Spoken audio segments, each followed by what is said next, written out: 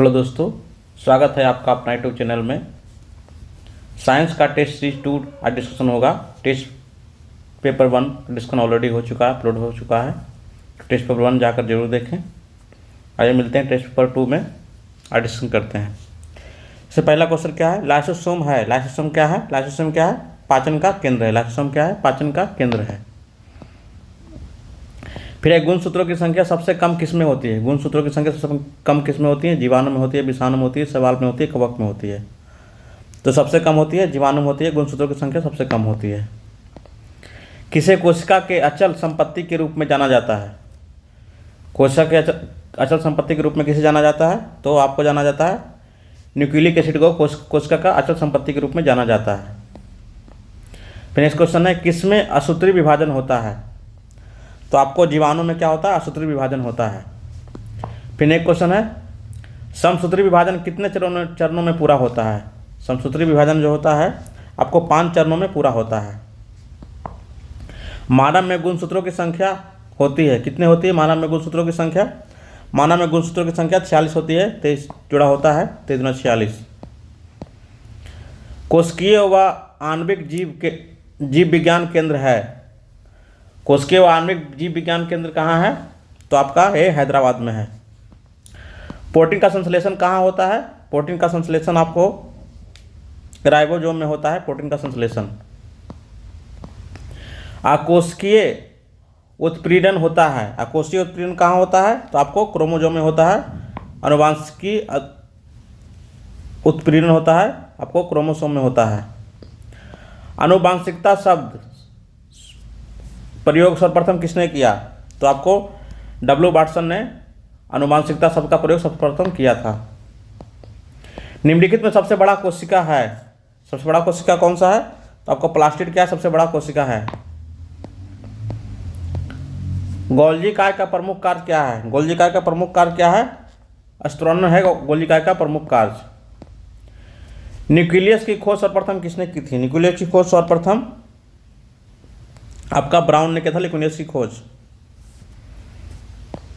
कोशिका की आत्मशैली किसे कहते हैं? कोशिका की आत्मशैली लाइसोसोम को कहते हैं। नेक्स्ट क्वेश्चन है, पत्तियों का हरा रंग प्रदान करता है। पत्तियों का हरा रंग कौन प्रदान करता है? तो आपको क्लोरोप्लास्ट पत्तियों का हरा रंग प्रदान करता है। फूल और बीजों में विभिन्न प्रकार के आकर्षक रंग प्रदान करता है। कौन प्रदान करता है? फूल और बीजों में आकर्षक रंग प्रदान करता है। तो आपका क्रोमोप्लास्ट प्रदान करता है फूल और बीजों में आकर्षक रंग। आरएनए का प्राथमिक कार्य होता है। आरएनए का प्राथमिक कार्य क्या होता है? आरएनए का प्राथमिक कार्य होता है प्रोटीन का संश्लेषण करना। टमाटर का लाल रंग का कारण होता है। टमाटर का लाल रंग किसके कारण होता है? टमाटर का लाल रंग आपको लाइकोपीन के कारण होता है।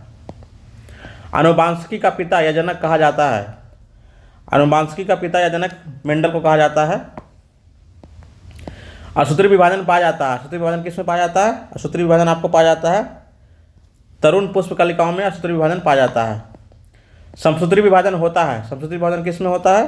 तो समसूत्री विभाजन आपका कायिक कोशिकाओं में समसूत्री विभाजन होता है। पुरुष जीन संगठक होता है। पुरुष जीन संगठन कौन कौन सा होता है? XY होता है पुरुष जीन संगठक। विकास का सिद्धांत को प्रतिपादित किया था। कौन किया था विकास के सिद्धांत को प्रतिपादित? तो आपको चार्ल्स डार्विन किए थे विकास के सिद्धांत को प्रतिपादित। जीवों के प्राकृतिक चयन का सिद्धांत को किसने प्रतिपादित किया? तो एक किए थे डार्विन, डार्विन किए थे। जीवों के प्राकृतिक चयन का सिद्धांत का प्रतिपादन किए थे। मनुष्य में किस प्रकार के गुणसूत्रों से लिंग निर्धारण होता है? तो आपको इसमें XY गुणसूत्रों से लिंग निर्धारण होता है। उत्प्रेरण का सिद्धांत किसने दिया था? उत्प्रेरण का सिद्धांत आपको दिए थे हुंगो डे ब्रिज ने उत्प्रेरण का सिद्धांत दिए थे। फिर नेक्स्ट क्वेश्चन है, हल्दी में पीला रंग का कारण होता है। हल्दी में पीला रंग का कारण क्या होता है? आपका ज़ैंथोफिल होता है हल्दी में पीला रंग का कारण। प्रकाश संश्लेषण में सहायक होता है। प्रकाश संश्लेषण सहायक कौन होता है? क्लोरोप्लास्ट होता है प्रकाश संश्लेषण में सहायक। आनुवांशिकी संबंधी प्रयोग के लिए मेंडल ने किस पौधे का चुनाव किया था? तो कुछ पौधे का चुनाव किया था? मटर के पौधे का चुनाव किया था आनुवांशिकी संबंधी प्रयोग में। लाइसोसोम की खोज किसने की थी? लाइसोसोम की खोज की थी आपकी डी डुवे ने आपकी लाइसोसोम की खोज की थी।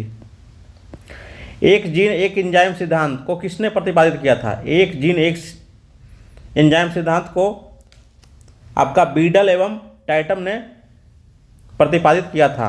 एक जीन एक एंजाइम सिद्धांत बीडल एवं टाइटम ने इसे प्रतिपादित किया था। डीएनए का डबल हेलिक्स मॉडल किसने दिया था? तो ये दिए थे वाटसन एंड क्रिक दिए थे डीएनए का डबल हेलिक्स मॉडल। राइबोसोम किसके बने होते हैं? राइबोसोम जो होते हैं आपका आरएनए और प्रोटीन के बने होते हैं। कोशिका का एटम बम कहा जाता है। कोशिका का एटम बम किसे कहा जाता है? तो लाइसोसोम को कोशिका का एटम बम कहा जाता है। जीन बने होते हैं। जीन किसके बने होते हैं? जीन होते हैं आपको पॉलीन्यूक्लियोटाइड के जीन बने होते हैं। जीवन की उत्पत्ति किस काल में हुई? जीवन की उत्पत्ति आपको प्री कैम्ब्रियन काल में हुई। आनुवंशिकता की मूल इकाई क्या है? आनुवंशिकता की मूल इकाई क्या है? जीन है। ये था आपका टेस्ट पेपर 2। मिलेंगे टेस्ट पेपर 3 में। धन्यवाद।